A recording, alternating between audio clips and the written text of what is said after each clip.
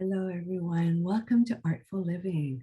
So, if you are familiar with Artful Living, if you have been coming to my classes, you know that what we're all about. So, I am Jean Ward. I am the teacher here at Artful Living. And Artful Living is a place where we get together once a week and we dive deeply into learning about the great artists and learning about their lives, learning about the things that inspired them in the work that they did and the art that they did. And if you've been with me before, you know that it is all about really enjoying and doing those things that will help boost brain wellness. And we know the Brain Wellness Program is all about doing and enlisting those things that help us to not just age well, but to learn how the mind works. So I am a retired school teacher, having taught art for over 20 years to young children. And over the last 10 years, I transformed my career and became a life coach and a clinical hypnotherapist. And what Artful Living does is it gets to bring together these two areas of my life, which I am absolutely passionate about. And so at the beginning of our Artful Living class, we always start off with show and tell. And show and tell at key is just like when I'm sure many of you remember being in school and being able to show and tell about something that is important to you. And so that is why I integrate show and tell into Artful Living. It's a time where people can take the homework that I've assigned at the end of every Artful Living class, where you can choose one or more, and then during our Artful Living class, you get to share something that just wowed you during the week, something that you're excited to share about, because Artful Living is about three things. It's about connecting, it's about being creative, and it's about being curious. So connecting, if you have been with us, Artful Living is a place where it is safe. It's a safe space where when we get together, we're able to share, and it is about rejoicing in each other's shares. And every week we are always inspired by the different things that people come back with. So when I was teaching at on campus, when we were meeting in person, I would have to prepare a lesson and prepare all the materials. I'd have to set up and I have to clean up. And so when COVID became the norm, we went onto Zoom, and I wondered how in the world was I going to be able to teach art over the internet. But I discovered it was actually a great transitional phase, because what it allowed us to do as participants of Artful Living and as the teacher of Artful Living was to be able to be creative from wherever you are. So starting where you are, and that meant that if you were creative in, like, if you were an artist, that was great. You could be creative in art. If you were creative in the kitchen, that would be the thing that you could show and tell. And if you were creative in writing, that is something that you could dive deeply into as well. So it didn't mean it had to be, everybody had to draw or paint or do something that was the same as everyone else. It was all about you being creative from wherever you are. And that meant don't go out and buy new materials unless, of course, you want to, because you've been so inspired by a classmate that you want to try some new materials. It is all about just looking around your house and daily looking for something that would get you being creative and artful and just having that kind of wow experience. So for example, let me share with you what I always start with my show and tell, so then that way it just starts everyone off. So I probably about 30 years ago, I planted a lavender bush, and it was, well, it wasn't actually a lavender bush, it was just a lavender plant that a friend of mine had growing in their garden. And they were good enough to share a small plant with me. So I planted it in the front of our house. And over the years, it has gotten bigger and bigger and bigger and bigger. And now it is a ginormous bush. And every year it comes in the spring, I get this lovely crop of lavender. And of course, as I've gotten to know lavender better, I've discovered how and when is the best time to harvest. And so I got online. Google is the answer to just about everything. And so curiosity got me wondering, when is the best time to harvest it? And so I found out that the best time to harvest lavender is in the morning before 10 o'clock, before it gets hot, because when it gets hot, it can actually dry up a lot of the essential oils that are inside the lavender plant. So last week I got out probably about 8:30 in the morning, and I clipped a whole bunch of lavender, and it was so wonderful with my stool, with the sun. I'm sitting on this little stool in the sunshine and the fresh, cool air. It was so nice and crisp, and it was just so comfortable. And I clipped a whole bunch of lavender. So I brought it in, and I was really excited because I had this whole little bucket of lavender. I thought, what am I going to do with it now? Now, if you did not know, lavender in shortbread is absolutely incredibly delicious.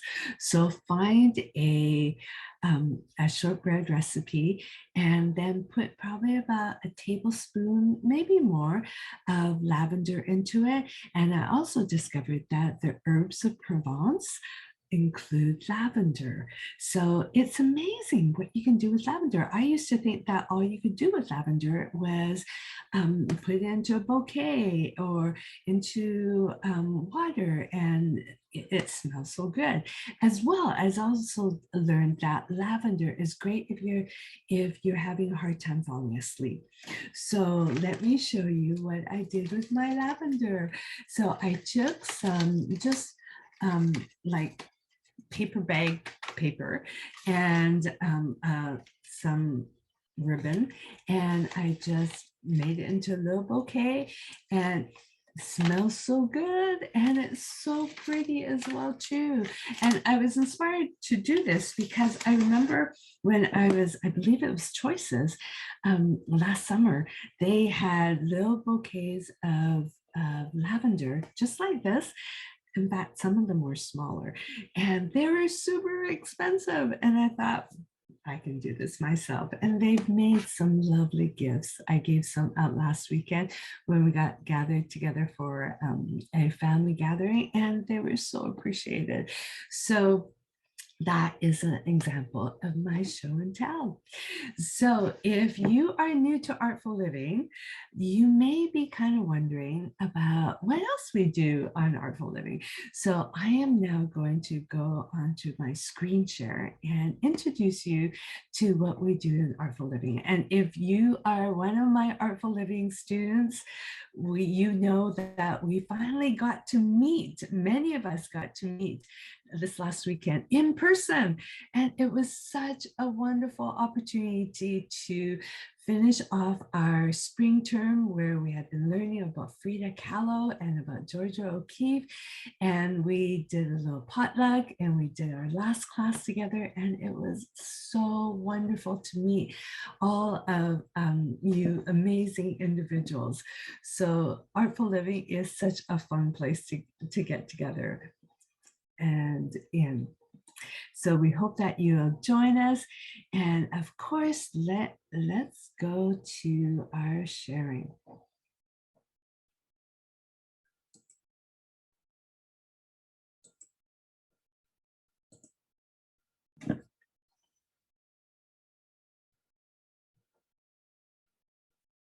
This works. Technology is great when it works. Technology is not so great. Sharing.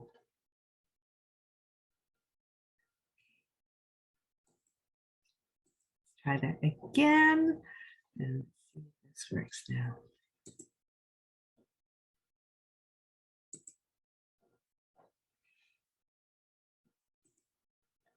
It's not working. Hold on just a second.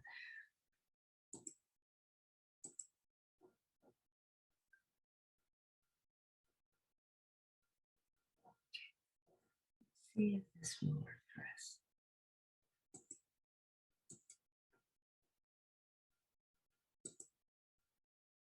Technology is great when it works, not so great when it doesn't.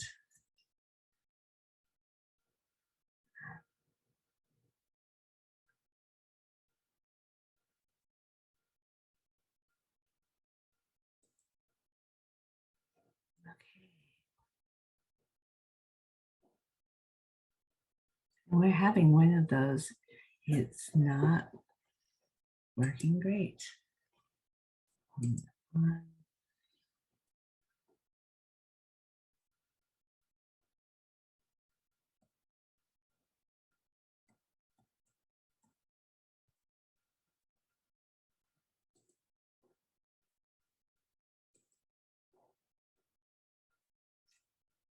It looks like it's working. This is great.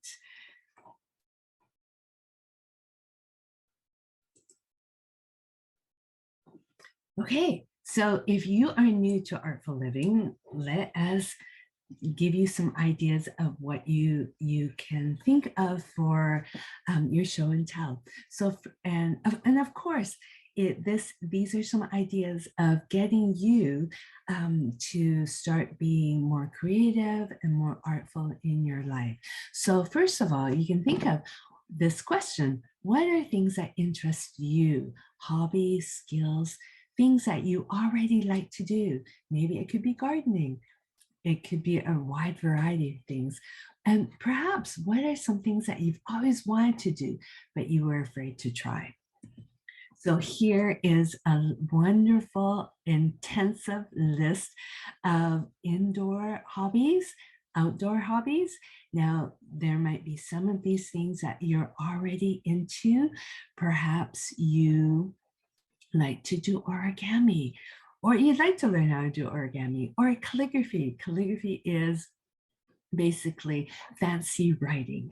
And I don't know if a lot of you know this, but because of technology, so many children are being introduced to technology and using the computer that a lot of them nowadays don't even know how to do cursive writing, which is actually quite horrible if you think about it, because if some teens, if they receive a letter that is written in cursive, they actually don't know how to even read it. So, but I would imagine most of you can read cursive writing.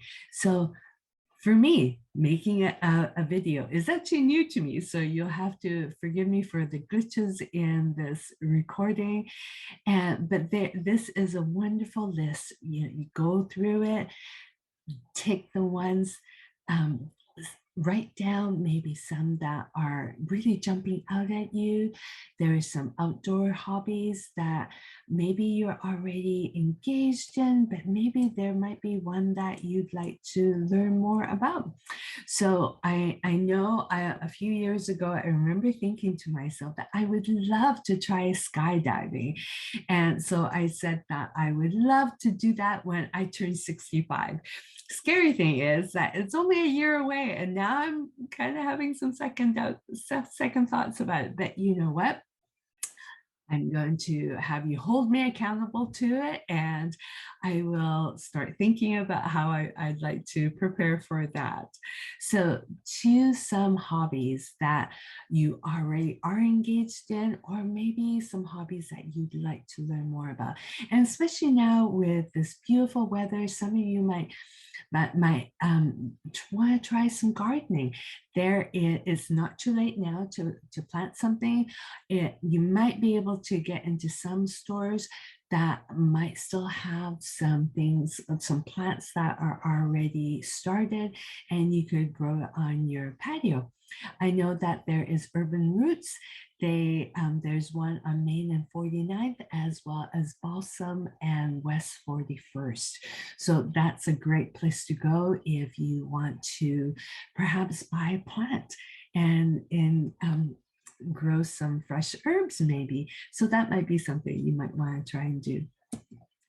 So here's another question that might help you come up with some ideas.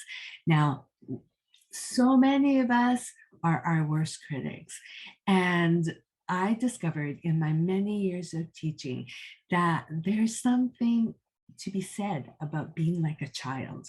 Because children, I discovered when I was teaching, some of my students were as young as 18 months old. And I found that the younger that my students were, the more engaged in the creative process they were. And the reason was because of two things. They had no preconceived notion of what something ought to look like. And the second thing was that they didn't have any self-consciousness, which means they weren't really concerned about what other people thought about what they were doing. So the younger that they were, the more free that they were to be engaged in that process. So here's my question to you. What would it be like if you were to try those things without, so some of these interests or hobbies that you might like to try, what would it be like if you could come into it without a preconceived notion and without self-consciousness? And to remember that it's really more about the process than the finished product. I really believe that when you were young, that when someone would say things like, oh, sweetie, grass is not purple, it's green, it actually put a wall around your creativity. And it was almost like the more people might criticize the things that you were trying, it was almost like adding a brick around that wall of creativity. So I believe that everyone is creative. So I don't believe that anyone is not creative. It's just that perhaps at one point in your life, someone may have said something or have added to build that wall around your creativity to protect it in a way. So what Artful Living does is to help you to tear down that wall that you've built around your creativity and to release it and to really allow yourself to be creative from where you are. I love this picture. These kids are totally just having a great old time, and they're doing some finger painting here, and you can just see the joy in their eyes, and they're not so concerned about getting paint all over the place. You can see it on their clothes, on their faces, on their hands, on their arms. It's really about just having fun and enjoying that process. And this I want you to really pay attention to, is that when you're engaged in creativity, how does it make you feel?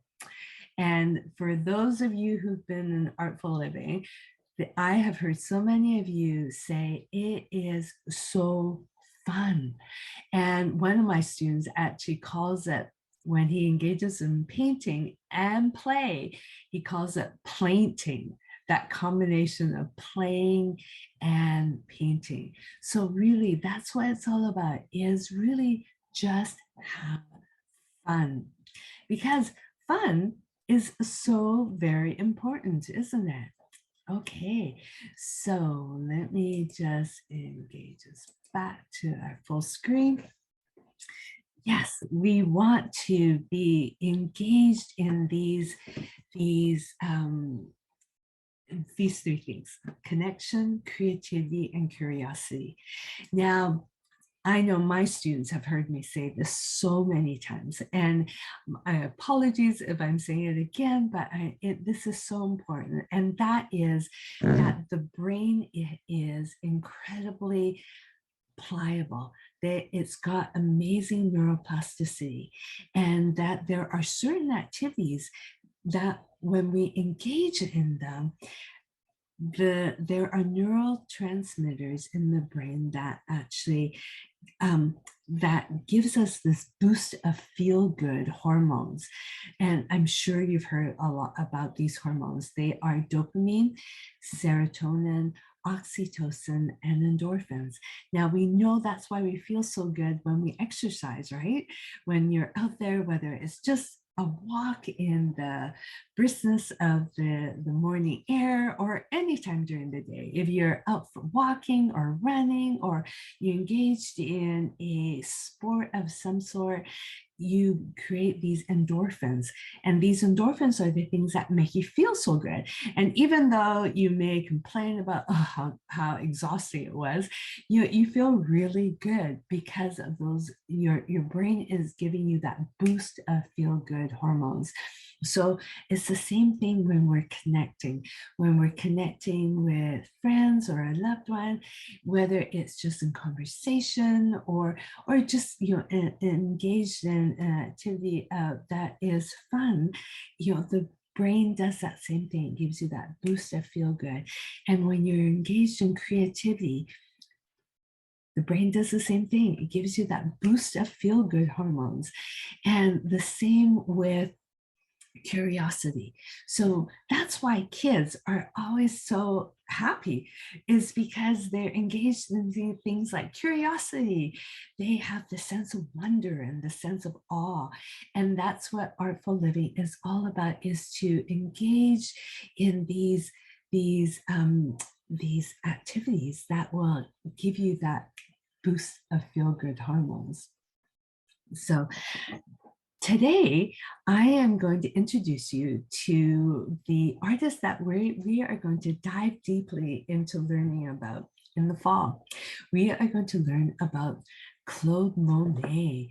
Now, Claude Monet has a very special place in my heart. And I guess the reason why it has such a special place in my heart was because he was one of the first artists that I actually fell in love with. Hold on just a second.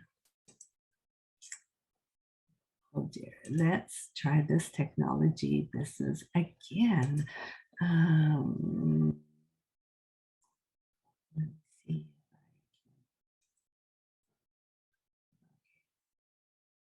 I want to stop this sharing because I have a new share I want to share with you. Okay. Oh dear, hold on just a second.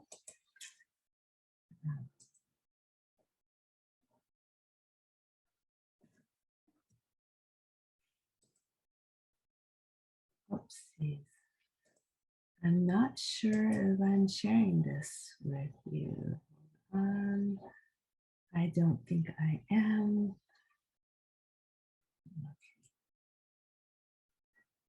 Okay, let's try this again. Let's see if we can do this.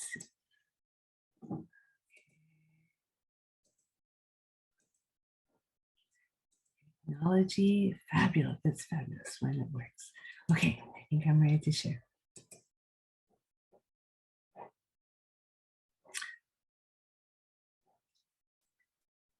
Actually, my apologies. This was the last screenshot from the first share that I was sharing with you. And this is a picture of Albert Einstein. He said that creativity is intelligence having fun. Isn't that great?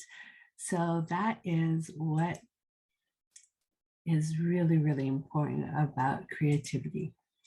All right. All right. So my students see this every week. Artful living, being connected, creative, and curious. I can't say that enough times. They're the C words. They're three of my favorite C words: connected, creative, and curious. So as I was saying about Claude Monet, what makes us so, why he has a special place in my heart was because I want to tell you about my daughter, Saundra. This is me and my daughter, my youngest of 6 children. So Saundra was a little over 2 years old when her older brother Joseph was in his grade 1 class. His teacher had started sharing about Claude Monet with her students, and I was a new art teacher at that time, and I remember in a teacher parent meeting where we had just met, and I asked her, I said, aren't grade 1 kids a little young to be learning about Claude Monet? Because I didn't even know that much about Claude Monet. I just knew that he was a very famous artist. And she said, well, there are so many more lovely storybooks about these famous artists, and I've been sharing them with my class. And that's what she had told me. And when she found out that I was an art teacher, she said, well, how would you like to come in and maybe teach my students about Claude Monet and Vincent van Gogh? And I remember thinking that would be so fun. I would love to come into the classroom, and especially since my son was in that class as well too. And I know for myself as a busy mom, PTA meetings and hot dog days, I had no time for that. But I thought, you know what, I could teach art. That would be actually a lot of fun. So I told my son's teacher that the only way I could do that, since I had Saundra, was that if it would be okay if I brought her into the classroom with me. And she said, no, that would be absolutely fun. So Saundra came in with me as I taught a few classes about Claude Monet and Vincent van Gogh. And she would sit with the students in the classroom. And the students absolutely adored her. And she just loved being with all these older kids. And so she sat there with the kids, and she was so good. Every time I went in, she would just be so happy in that element. And she was happy to be with the kids, happy to be with me. And so the thing I did not realize, though, was how much was sinking into my own 2.5-year-old. So not long afterwards, she and I were walking through a shopping mall, and there was this art store, and we decided to go into it and just take a look at some of the things that were in the store. And what just absolutely blew me away was she said, Mommy, look over there, Monet's bridge, Van Gogh's sunflowers. So these are the paintings that she saw in the store: Van Gogh's sunflowers and Monet's bridge. I could not believe. How old are you, child? She was only 2.5 years old, and she recognized the works of Claude Monet and Vincent van Gogh. And it was actually because of that experience that set me on a course over the next 20 years where I taught my students about the great artists. I myself knew very little about these artists, but I was determined that I wanted to learn about them, and I was going to create curriculum around it to teach my students. And so what started off as a art class with my grade 1 student, grade 1 teacher, of my son turned into 8 years of me going in and doing art classes with these students. And of course, I know I was doing that as my way of giving back to the school, but yet it was also giving me a chance to practice these on these students before I practiced on the students that I was teaching. So I discovered that Saundra, by the time that she was 5 years old, because she was coming with me to all my classes that I was teaching, was already recognizing the works of Leonardo da Vinci and Michelangelo and Pablo Picasso, because she was sitting in my classes as I was teaching about these great artists. And so that is why Claude Monet is actually one of my favorite artists, because of Saundra and her learning some, being able to learn so much about him at such a young age. So Claude Monet, I'm sure many of you have seen this painting before, of his Japanese bridge in his garden in Giverny in France. I'm sure you're familiar with many of the paintings that he did of the Japanese pond, of the water lilies. Here's another fabulous one of his as well. So Claude Monet, he was born in France. He was a French artist. He was born in Paris. His parents had been living in Paris. And when he was 5 years old, his parents took the family and moved to Normandy, where they had a shop. His parents owned this shop where they serviced people who owned ships. And Claude Monet, growing up in this store, one of the things that he loved to do was, because he had discovered art, he quite loved it. But one of the things that he would often do is, when customers would come in, that people that he found fascinating, he would ask them if he could draw their pictures. And he did caricatures, which are, here are some examples of caricatures. They're just sort of like capturing a person, but in kind of a playful way, because we know heads are not this big. So he actually got so good at it that people actually started paying him for doing it. And it was something that he absolutely loved to do. So one of the things about Monet was that he and his mother were very close, and she encouraged him in doing art. But unfortunately, at the age of 16, his mother passed away, and he went to live with his aunt, who had no children, as well as she was a widow, and she was very well off. And because she was so well off, she was very supportive of helping Claude get some training as well in art. And he actually went to some art schools, and he was in school with other well-known, now that they're well-known, but at that time they were also students, artists like Renoir and Eugene Baudouin. I'm not saying his name very well, but Eugene and Claude actually became very good friends. And Eugene took Claude out and started to do some painting outside of the studio. They were painting actually outside on plein air, which means to paint outdoors. And which was really quite unique at that time, because most artists painted inside their dark studios.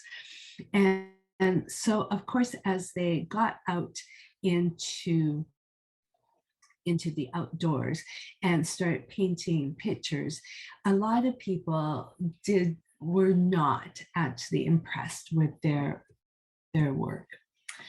So this is a quote from a website called aboutfamousartists.com. It said, the young artist, Claude, experimented with the effects of light using broken color and rapid brushstrokes, which later became known as Impressionism. He replaced the dull colors and the dark shadows of his predecessors with open spaces and sunlight. Though he loved painting outdoors, he wanted to please the Academy, so he painted more traditional indoor paintings as well. Monet experienced some success in these early days with landscapes, seascapes, and portraits being accepted at the annual salons of the 1860s. Monet exhibited in the official Paris Salon for the first time in 1865 with 2 seascapes of the Seine estuary. So here are some examples of what was really popular in Paris at that time. They were often scenes of events like wars. This is one of the French Revolution. This is and they also love to do portraits of famous people. I believe that this is Napoleon. And here is a portrait that was done by David. So these were what people in Paris were used to. So suddenly, when Claude Monet, at the very young age, in his 20s, this is a painting that someone did of him. And on the right is Claude Monet when he was much, much older. When he started painting, here's an example. This is one called The Woman in the Green Dress. This is Claude Monet's wife, Camille. Now, she had been one of his models, and she became pregnant with their son in 1867, and it wasn't until 1870 when they got married, and that was probably why his father did not approve of his relationship with Camille. So here's another example of a painting called Impressionism, Sunrise. Now, the critics were saying that these paintings seem to be like an impression of a time of day.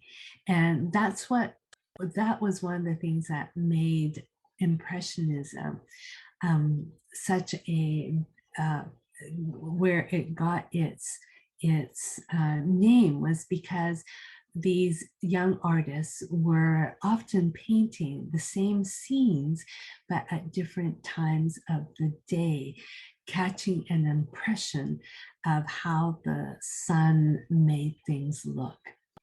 So this was painted in 1872. Now, something about Claude Monet as well, too. In 1870, the Franco-Prussian War started, and he took his family out of France because he did not want to get conscripted. And so for a short while, he and his family lived in London. So this is another painting.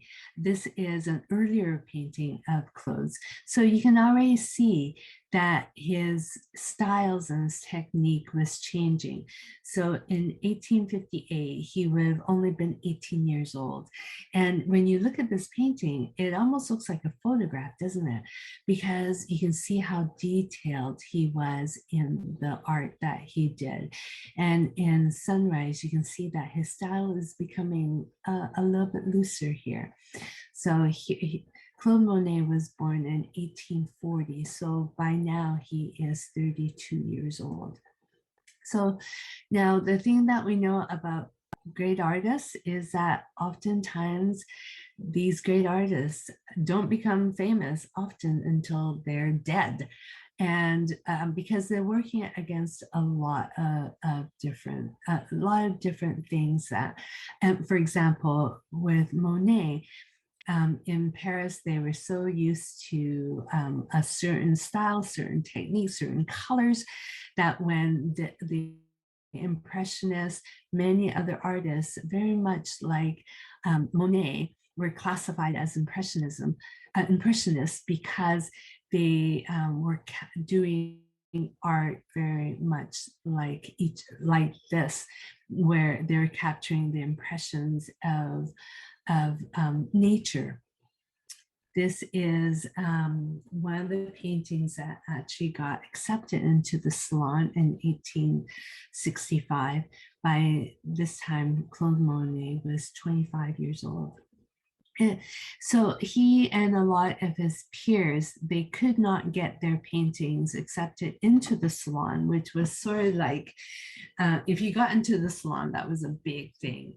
So a group of them, after they were classed as impressionists, actually together had their own exhibit, their own exhibitions, which was one of the things that helped spread Impressionism in Paris.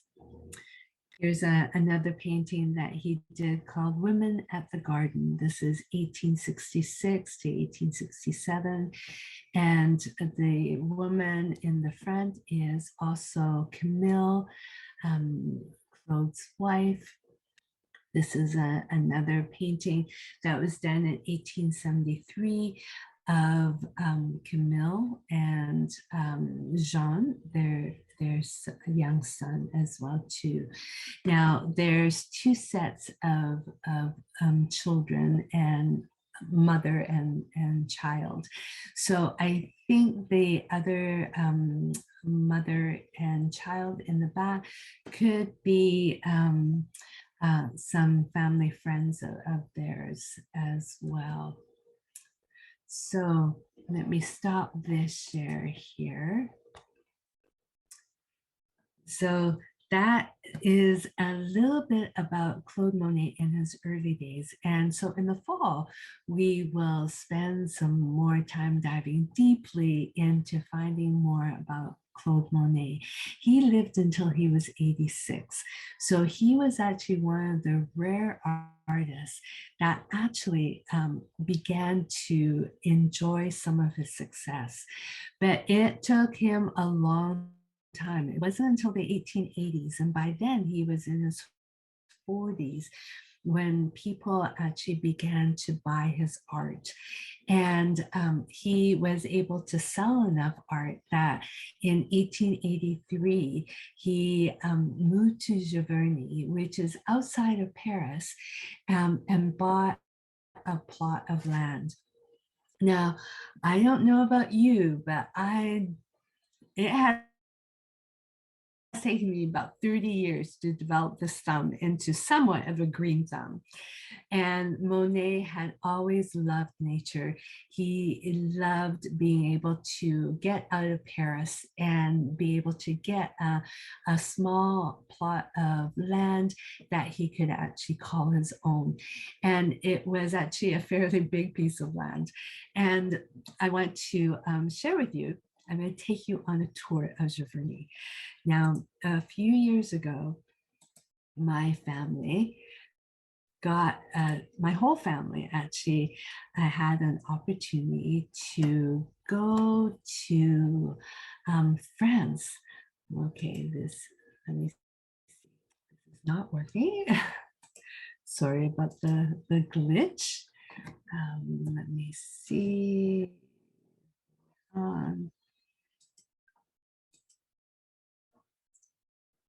Okay.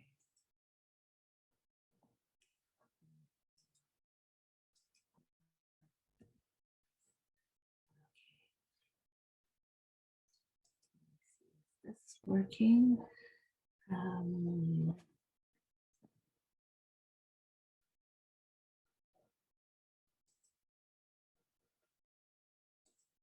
Here we go.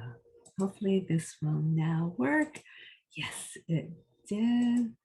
Okay, I am going to take you on a tour of Giverny. This is Monet's garden in Giverny.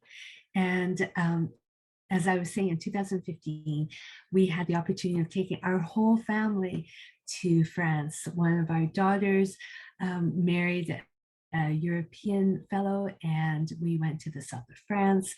And at the end of our 3 weeks, we all, a group of us, 6 of us, met in Paris, and we had the opportunity to go to Giverny. Not all of us, just Saundra, our daughter Saundra, my husband, and I. So here we are. This is when we first arrived in Paris. We were so excited to all be there. We had been there in 2007. Joseph and our son Joseph and our daughter Saundra were with us when we were there celebrating our 25th anniversary. It was our son Joseph and Saundra had never actually been on a plane before, but in 2007 they became quite the world travelers when they came with us, and we spent 3 weeks in Europe, and Paris was one of those places that we got to explore. So here's Saundra, how it from the time that she was 2 to here she is with us when we had the opportunity to go to Giverny. It was sort of like it was quite a wonderful opportunity for us to be able to experience that together. So this was the train station that we got on to go to Giverny, and Giverny is outside of Paris. I can't remember now how long it took us to get there. I think it was about an hour. And this is Giverny. This is the station where we got off of. It's the Gare de Vernon, and there you can see that is a picture of Claude Monet, I think, so that so people know that when when you've arrived here, that this is the way to get to Giverny. So we caught a sort of like I guess it was sort of like a Evo type of where it was like a small van that took us directly to Giverny. So here we are. Here's the home of Claude Monet. They have actually done an incredible job at upkeeping his home. So here is a map. It says the Maison et Jardin de Claude Monet. It says the home and gardens of Claude Monet. So you can see how big it is. I'm sure when he first moved here, it was just the home, and then he was able to, I think the pond was already there as well too, but he did an awful lot of work to create this incredible place where we can go and explore. So he loved plants and he did a lot of work. I'm sure he must have had a team of gardeners that helped him to create the beautiful flowers and the trees that are there today. Here's the Giverny. You can see his home in the background there. Here's some of the incredible flowers that we witnessed. This was August, so the flowers were in full bloom. You can see just the vibrant colors. That looks like lavender out in the front, in the foreground there. Full bloom. Actually, that might all be lavender along this pathway here. and it's the pathway to the main house.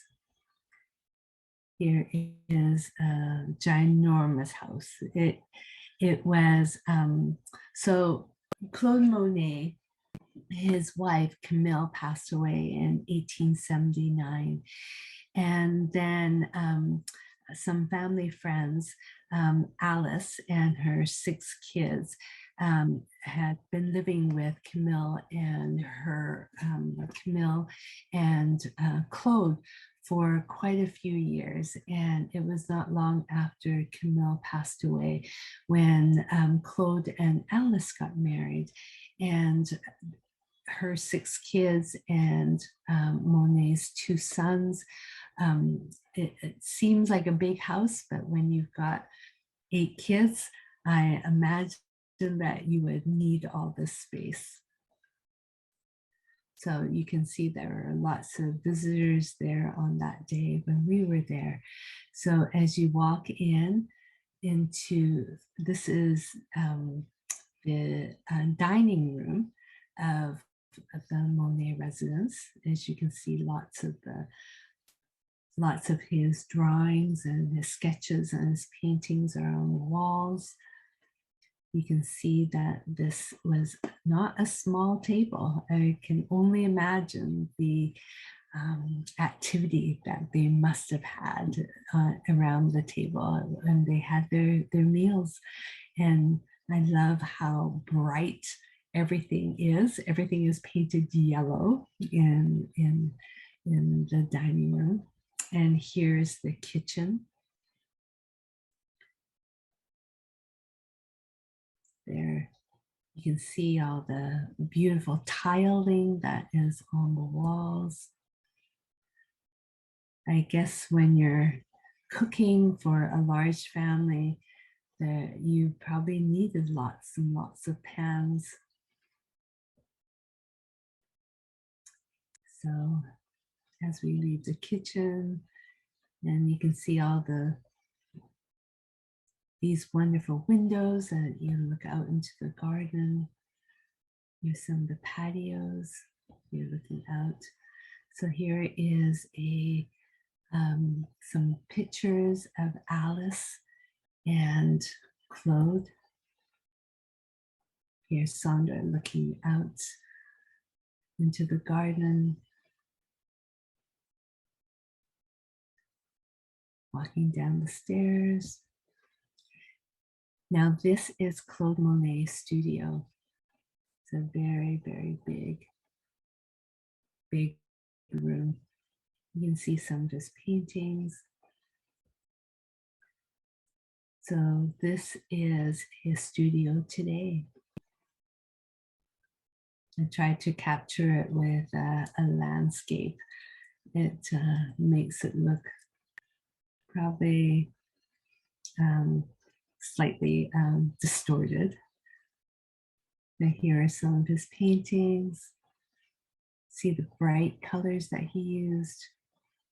Now, one of the things about Claude Monet is that he would get up very early in the morning and he would paint a painting of the impression of the morning, and then often he would go back out into that same spot and paint what he had painted, but now with different lighting and different coloring and different paints, because we know what sunlight and how that changes the impression of the day. This looks like it was a great place for creativity and for relaxing and for painting.